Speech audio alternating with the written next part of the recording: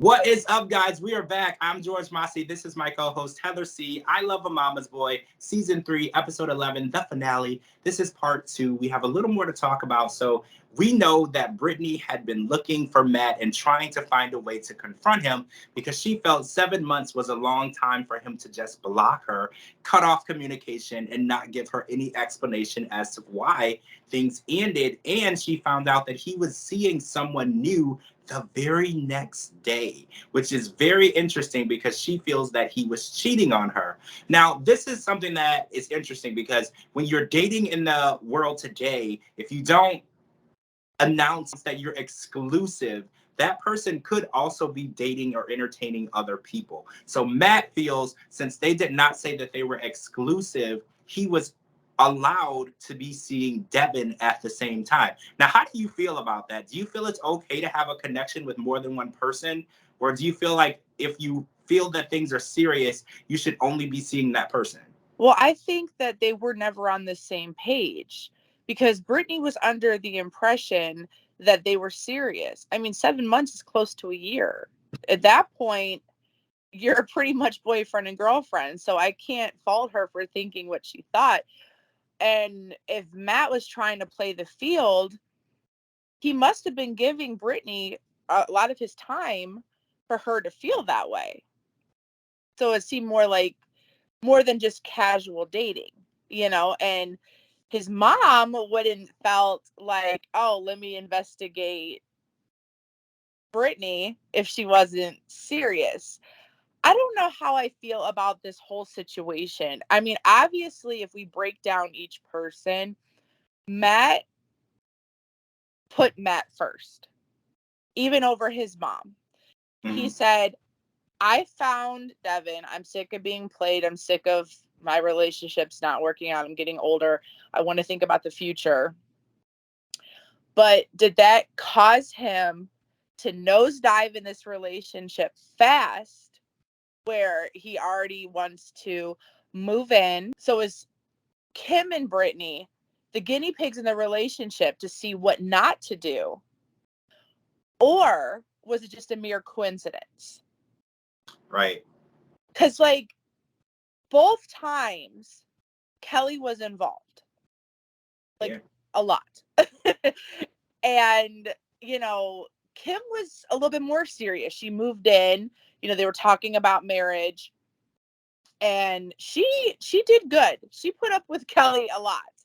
And until she finally was just like, okay, I'm not happy. I need to break free. And then Brittany was potential. She was like, okay, let's start slower. She's not going to like jump right in. We're not going to move in. We're not going to get engaged. We're going to just, see where this takes us.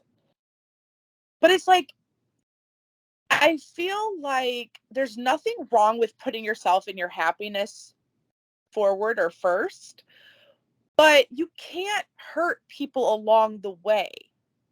And this is kind of standing up for Kelly as well, because Matt has always been extremely close with her, like a lot, and they always do things together and, whatnot. And not answering her calls or, like now he doesn't care what she thinks about Devin, but you cared about all your other past relationships. Like, to me, it's not fair to push her aside because you're doing it very aggressively. And it's not fair to what have been done to Kim and Brittany, because those probably could have been really good potential relationships, but you let your relationship with your mom affect it, and they felt like it wasn't fair. But now it's different with Devin. So that's why I said this is a very confusing situation. Yeah. And it's almost like he's just like, okay, I know what not to do to make this relationship work, which is great. He deserves to, have happiness, but so does everybody else. Now he needs to find the healthy balance where he could still be close with his mom without it affecting his relationship. But I mean, if he's happy, I'm happy for him. But it does seem kind of fast. I mean, Devin does have, children, and, it's a lot to take on. But if he feels that he's ready, then, it's his life and he's grown. He's ready to move off of the Kelly compound and get a place with Devin. Like you said, this is very fast. They're thinking of marriage. And like they said, we're not looking to date. We're looking to start our lives together. That is super, super serious. So I just hope that this is the right person for him, because he definitely deserves to be happy. Everyone does. But like you said, there needs to be a balance. Don't leave Kelly feeling high and dry and alone after such a close relationship for your whole life. That's just unfair to her. She has made sacrifices to make Matt number one in her life, and she deserves that in return. Exactly. And I feel like Brittany wasn't given the fair advantage, instead of being kind of like running away from her and saying, I'll call the cops or whatever. Like, he never once put himself in her position, in her shoes, thinking how she felt. She's not the crazy one. She's just acting on emotion. She's hurt. She spent all this time thinking that she had this boyfriend, and she only did to him what he did to her, because he was stuck on the part where she had her coworkers be there, and it's like that was a mockery of what Kelly did to her. He was just showing She was just showing him from a different perspective. Yeah. So I don't know. This is for the best. Brittany, girl, move on. Do you? Kelly, I hope you get your son back, but let him be happy. And Matt, find happiness with Devin, if it is or with or without her. But communication is key. Stop breaking hearts. All right, so I want to talk about Shakib, Layla, and Emily. So you know that Layla's never going to accept Emily. She's made it clear over every that we've seen her. She is very transparent and honest, but Shakib had an idea. So he said, we're playing a cat and mouse game, and I feel like it's because Layla and Emily don't spend any time together. They avoid each other. That's why they can't build a close relationship. So Shakib's idea is to move back in with his mom and also move Emily back in with his mom as well, and try to get these women to build a relationship. Now, I knew immediately that this was a recipe for disaster. So just the thought of hearing it sent Emily over the top, to the point where she said, there's no way I would live with this woman. I hate this woman. And Layla returned with, I hate you too. I don't want you around me, until it got to the point where there were napkins being destroyed and candy being thrown. And Emily is scaling a banister and she's growling at Layla. This is probably more intense than what we saw last season with the flowers, because Layla knew not to come outside during this tantrum, but Layla had literally nowhere to go. She was literally cornered by Emily, and Emily is definitely working, like you say, off emotion. She feels 4 years of my life I put into being in a relationship with Shakib, and now I have to throw it away because his mom said so. And I definitely understand her anger, but the way that she handles her anger, I think, is really what sets it back. Because if there was any tiny grain of hope or salt that Layla would change her mind, these outbursts make sure that her mind is never going to be changed. Okay, so here's my thing. I don't feel bad for Emily. I don't feel bad for her, because you wasted 4 years of your life because you chose to waste 4 years of your life. If you fell for a guy who had strict beliefs and a close-knit relationship with his family, his mother, and you knew that the end result, the only way you were going to be married and happy is if she accepted you, you could have figured that out 4 years prior. Layla, every season that we've watched them, she's been very, very honest with Emily and her feelings. She's like, I do not want my son with you. I do not want my son marrying you. She's done everything in her power to try to break them up.